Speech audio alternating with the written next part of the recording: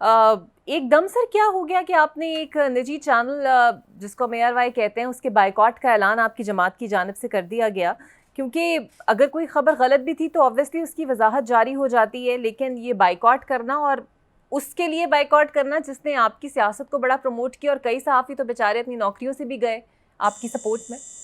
بنیادی طور پہ آپ کل کے انسیڈنٹ کا حوالہ دے رہے ہیں، ایک خبر سے جو ہے نا یہ کیفیت بنی ہے، اور وہ ایک دن کا ہی بائیکاٹ کا اعلان کیا گیا تھا۔ باقی بیرسٹر گوہر یہ وہ جنہیں کنسلٹ کیا گیا، کچھ ذرائع بتا رہے تھے، انہیں بھی اس چیز کی اویئرنیس نہیں تھی۔ جہاں تک آزادی رائے کی بات ہے، دیکھیں آزادی رائے پہ کسی طرح کی بھی قدغن نہیں ہونی چاہیے، اور میں سمجھتا ہوں یہ میرا اپنا پرسنل اوپینین ہے کہ پولیٹیکلی بھی اگر ہم کسی پہ اس طرح کا بین والی سچویشن امپوز کریں تو سمجھیں ہم خود بھی آزادی رائے کو روک رہے ہیں۔ سر کے پی سینٹ الیکشن میں آپ کا اتفاق ان لوگوں سے ہو گیا جن سے آپ لوگ اتفاق رکھنا نہیں چاہتے، انہیں دشمن سمجھتے ہیں، لیکن الزام یہ لگایا جا رہا ہے کہ جناب اس کے اندر آپ کی پارٹی کے اپنے مفادات تھے، اور اگر آپ یہ لوگ نہ کرتے تو شاید 5 کے بجائے 6 نشستیں گوا بیٹھتے۔ نہیں، یہ اس طرح کا تاثر غلط ہے۔ بنیادی طور پہ دیکھیں یہ پہلی دفعہ نہیں ہو رہا۔ اگر آپ کو یاد ہو پرویز الہی صاحب کے دور میں جب دور حکومت تھی تو اسی طرح کا کنسنسس حکومت کا اور اپوزیشن کے درمیان ہوا تھا۔ جو اس وقت کے سینٹ الیکشن تھے تو وہ بھی اسی طرح سے بلا مقابلہ ہی ہوئے۔ پھر ریسنٹ ٹائمز میں ابھی پنجاب اسمبلی کا سینٹ الیکشن میں بھی اسی طرح کا اتفاق رائے ہوا، تو ہمارے جنرل سیٹ پہ 2 سینیٹر منتخب ہو کے آئے اور باقی 5 مسلم لیگ نون کے الیکٹ ہوئے، وہ بھی اسی طرح سے الیکٹ ہوئے۔ تو بیسیکلی یہ تو کنٹینجنسی بیس پہ، کیس ٹو کیس بیسس پہ پارٹیز آپس میں ڈیسائیڈ کرتی ہیں، اور عددی تعداد کا تو سب کو پتہ ہے 93 سیٹس ہیں۔ 93 سیٹس کے مطابق 4 سیٹیں تو ہر صورت تحریک انصاف نے جیتنی ہیں۔ ان 4 سیٹوں کے جیتنے کے باوجود اوپر تحریک انصاف کے پاس 12-13 اضافی ووٹ بھی بچتے ہیں، مگر پھر بھی چیزوں کو سیٹل کرنے کے لیے ایک پارٹی اگر آپس میں ایک ارینجمنٹ اپوزیشن کے ساتھ بناتی ہے تو اس میں کوئی مذائقہ نہیں۔ سر ویسے obviously آپ کی پارٹی کے ہی اراکین اب چونکہ بانی خود بھی اندر ہیں، لیکن جب وہ باہر بھی تھے تب بھی سر باقی پارٹیوں کی نسبت آپ کی پارٹی کے لوگوں کی باتیں زیادہ باہر آتی تھی، ان کے بکنے کی یا پھر عدم اعتماد کی، یا وہ جنرل الیکشنز کے ٹائم پہ ہو۔ ہر بار کے پی کے ہی پارٹی اراکین جو ہیں وہ کیا اتنے ہی سستے میں اپنی وفاداریاں جو ہیں وہ اوپر نیچے کر دیتے ہیں؟ آپ کو لگتا ہے کہ ہر دفعہ پی ٹی آئی کے ساتھ ہی ایسا ہوتا ہے؟ نہیں، پی ٹی آئی نہیں، اگر آپ اوور آل سینٹ الیکشن کی ہسٹری دیکھ لیں، بہت پہلے نہیں جاتے، تھوڑا سا پیچھے چلے جاتے ہیں۔ 2015 میں اگر آپ دیکھ لیں، زیری صاحب کی حکومت تھی جو مسلم لیگ نون کے اس وقت وزیر اعلیٰ تھے، اور اس وقت حکومت ہونے کے باوجود ایک بھی سینیٹر مسلم لیگ نون کا نہیں جیتا تھا، سارے باب پارٹی کے جیت کے آ گئے تھے۔ تو اس وقت کیا ہوا تھا؟ پھر اب ریسنٹ ٹائمز میں دیکھ لیں، یہ آپ نے یوسف رضا گیلانی صاحب کا الیکشن دیکھ لیں، اس کے بعد صادق سنجرانی صاحب والا الیکشن، تو یہ ساری چیزیں دیکھیں پاکستان کی ہسٹری میں یہ ہوتی آتی رہی ہیں۔ اسی لیے عمران خان صاحب اور ان کی پارٹی ڈیمانڈ کرتی رہی کہ سینٹ کا الیکشن سیکرٹ بیلٹ کے تھرو نہیں ہونا چاہیے، یہ بھی اوپن بیلٹ کے تھرو ہونا چاہیے، کیونکہ دیکھیں جو بھی ایم پی ایم این اے جیت کے آتا ہے وہ پارٹی ووٹ پہ جیت کے آتا ہے، یہ پارٹی کی ہی امانت ہے۔ تو جب سیکرٹ بیلٹ پہ ہو جائے گا تو آپ کو پتہ ہی نہیں چلے گا کس نے کس طرف چوائس میک کی ہے، اور اس طرح وہ 63A کی قدغن سے بھی بچ جاتے ہیں۔ بالکل صحیح۔ اور سر یہ نظریاتی کارکنوں کی جگہ مرزا آفریدی پر اتنی نوازشات کیوں؟ کیونکہ فواد چودھری کو میں سن بھی رہی تھی، وہ فرما رہے تھے کہ وہ کروڑ پتی ہیں، اگر ان کے پاس بھی 50 کروڑ ہوتے تو انہیں بھی پارٹی میں واپس لے لیا جاتا۔ کیا واقعی ایک یہی وجہ ہے کہ ان کو اتنا فوکس مل رہا ہے پارٹی کے اندر؟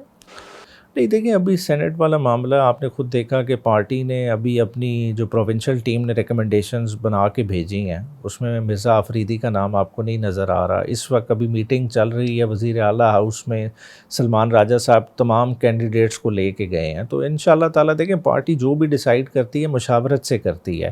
پارٹی میں دیکھیں ریسورسفل لوگ بھی آ جاتے ہیں، ہوتے ہیں، مگر اس کا یہ مطلب نہیں ہے کہ وہ ریسورسفل لوگ خالی پیسے کی ہی بلبوتے پہ سیاست کر رہے ہیں۔ باقی دیکھیں سینٹ کو اگر اور زیادہ ریپرزنٹیٹیو بنانا ہے تو اس کو ریفارمز کی ضرورت ہے۔ دیکھیں ہے یہ آپ کا اپر ہاؤس، مگر یہ اپر ہاؤس آپ نے بالکل پارٹی کے مرہون منت چھوڑ دیا ہے۔ اگر اس کا لنکیج عوام کے ساتھ بن جائے، ان کے بھی الیکشنز اگر پورے صوبے سے ڈائریکٹ الیکشنز کی طرح ہو جائیں تو اس میں بہت بہتری آ جائے گی۔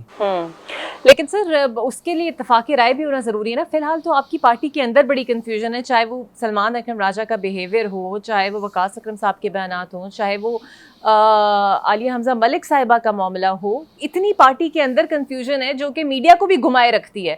تو سر اس کنفیوژن کے اندر کوئی ڈیٹ آپ فائنل بتا سکتے ہیں کہ آخر 5 اگست یا 90 روز آپ لوگ پورے کریں گے, کب ایک بھرپور پی ٹی آئی کی تحریک ہم دیکھ پائیں گے؟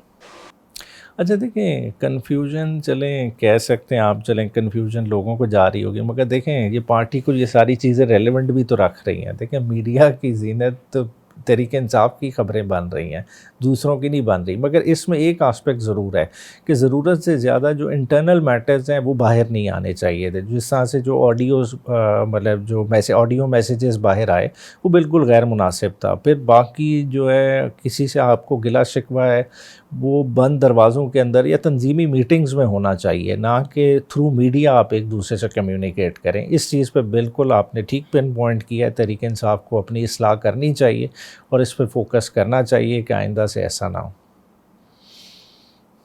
سر ایک اور سوال جو ذہن میں اٹھتا ہے, بہت کوششیں پی ٹی آئی کی موجودہ قیادت کرتی رہی ہے, 700 دنوں میں بانی پی ٹی آئی کو ریلیف نہیں ملا, تو یہ اگلے 20 دنوں میں کون سا معجزہ ہم ایکسپیکٹ کریں کہ جناب بانی پی ٹی آئی باہر آ سکتے ہیں؟ اور کیا واقعی ایسا ممکن ہے؟ بیکاز اب تو آپ کے کارکنان بھی دیکھ رہے ہیں کہ ایک ایسی ٹرک کی بتی کے پیچھے انہیں لگایا ہوا ہے جس کا کوئی راستہ یا منزل نہیں ہے.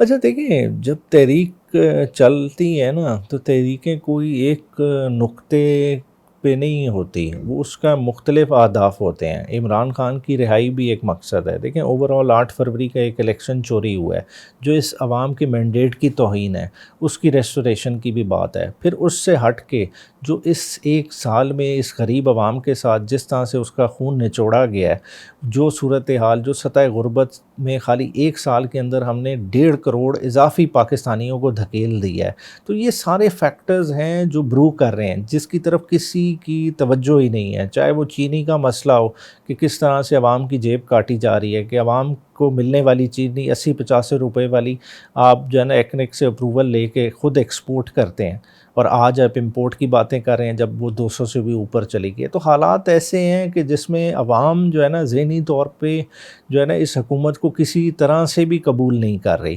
تو وہ فیکٹرز اکٹھے ہوتے رہیں گے. اب وہ چاہے 5 اگست کا ٹائم پیریڈ اس تحریک کا پیک ہو یا اس سے پہلے ہو, یہ اس پہ کہا نہیں جا سکتا. بالکل صحیح.